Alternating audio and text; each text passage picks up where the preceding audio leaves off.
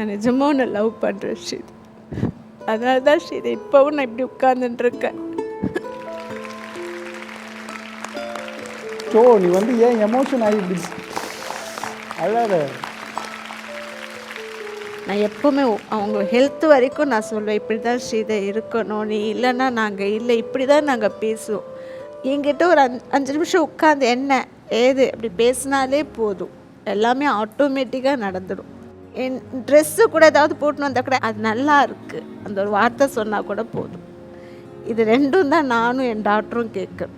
இது எங்களுக்கு தேவை, எங்களுக்கு வேறு யாரும் இல்லை எனக்கு சொல்கிறதுக்கு. நான் உன்கிட்ட தான் இருக்கேன், உன்னே தான் நம்பியிருக்கேன். நீ உன் முன்னாடி ட்ரெஸ் பண்ணணும் தான் நினைக்கிறேன், மற்றவங்க பார்க்கறதுக்கு நான் நிற்கலை. ஷோ ஆக்சுவலாக நிறைய விஷயம் புரிய வச்சுது. ஃபஸ்ட்டு இது சும்மா ஜாலியாக விளையாட்டுக்கு தான் வந்தோம். ஆனால் வந்து நிறைய விஷயம் நம்ம ஹர்ட் பண்ணியிருக்கோம் தெரியுது. இனிமேல்ட்டு அழாமல் பார்த்துக்கிறதுக்கு என்னால் பண்ண முடியும்.